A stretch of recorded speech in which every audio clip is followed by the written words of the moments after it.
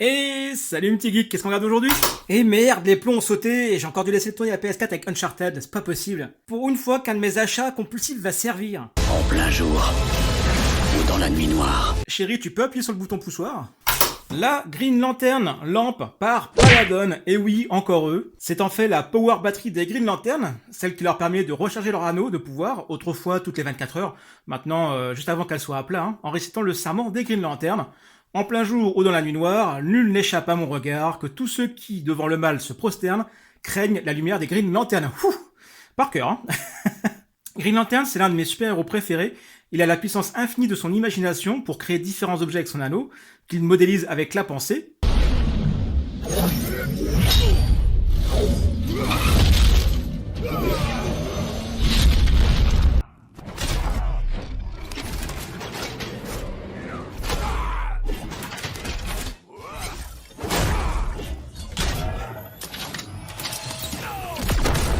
Et une volonté en béton pour l'animer, sans quoi il ne fonctionne pas du tout. On nous promet sur la boîte, du coup, une taille réelle avec l'échelle 1-1, des fonctions lumineuses, évidemment, parce que c'est une lampe, hein, ça va bien avec. On remarque un petit effet glossy, une couleur profonde. Je pense qu'on va avoir quelques surprises, j'ai vu des photos, l'objet sorti. C'est un peu différent. Pour la boîte, pas grand chose, hein. Sur le côté, on retrouve le logo des Green Lantern.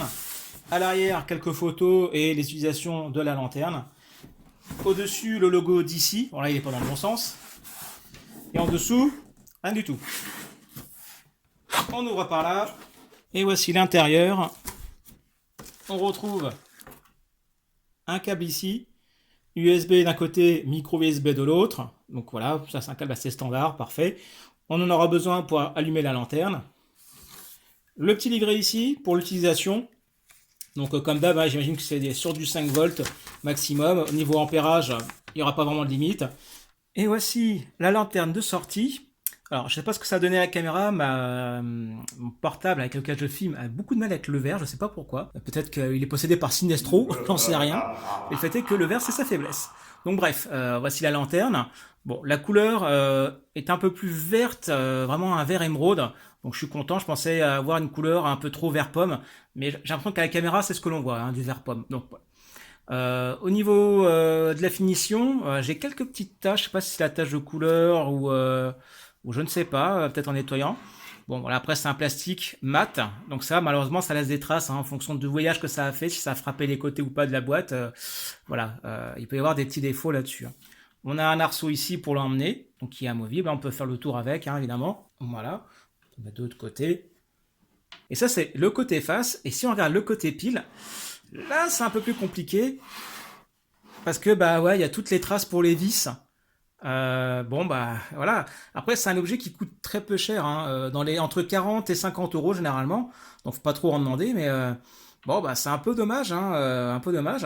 Vous voyez ici, là, ça a touché un peu trop le rebord du carton pendant le voyage. Et ben là, il y a des petits défauts là et là. Donc, heureusement, c'est l'arrière. Je ne présenterai jamais ce côté-là de la lampe. C'est pas très grave, mais bon. On a la petite fiche micro USB qui est juste ici. Hop, si on regarde en dessous, on peut mettre des piles à l'intérieur. Donc 3 piles AA, ou sinon vous mettez sur secteur, donc ça c'est génial. Donc pareil, moi ça va me servir pour me faire un petit setup de lumière, comme j'adore faire ça dans ma pièce de geek. Je remarque encore de nouveau des petits défauts de peinture. Ouais, on voit que le plastique il est un peu morflé ici, hein, ça fait une drôle de trace. Bon, heureusement c'est à l'arrière. Le bouton pour l'allumer, tout simplement, il est en haut.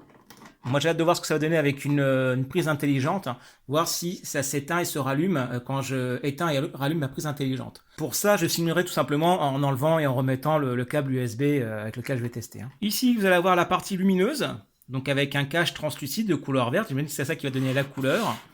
La même chose de l'autre côté. Alors par contre, oui, je remarque, on a vraiment... Oui, moi j'ai des traces ici. Alors, vous voyez, pour vous montrer les finitions, ça c'est la jointure entre la partie avant et arrière. Et vous voyez, c'est pas super propre, hein. Mais bon, voilà, il y a des petites finitions, c'est pas super, hein. Voilà, j'ai branché mon câble USB à l'arrière de la batterie. On va l'allumer. Hop, et évidemment, ça ne donne pas grand chose. Je suis en plein soleil plus ma lumière. Donc là, ça ne donne rien, évidemment. Ce que je vais faire, c'est que je vais baisser à demi le volet et on va voir ce que ça donne. Voilà, mon volet est à demi baissé.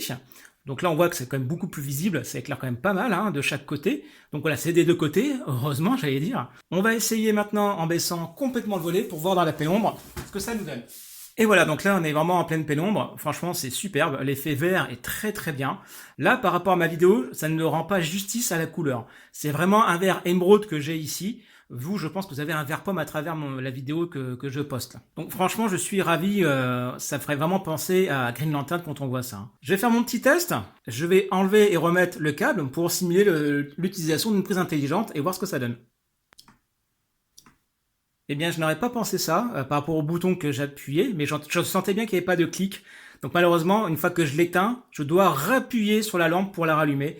Donc malheureusement, l'utilisation avec une prise intelligente, ça ne servira à rien, parce qu'une fois que j'éteins, je ne peux pas rallumer sans faire une action manuelle dessus. Ah, c'est dommage, c'est dommage. Après, je regarde en l'ouvrant si je peux pas me débarrasser de ça, en faisant une petite bidouille électronique.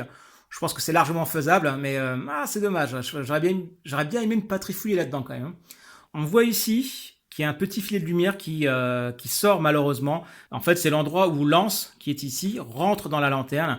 Et malheureusement, ils l'ont très mal caché ici. Je pense qu'ils ont fait une sorte de T pour rentrer l'élément dedans. Et du coup, malheureusement, on voit l'intérieur de la lampe. C'est dommage, ça rajoute un petit peu plus au défaut de la lampe.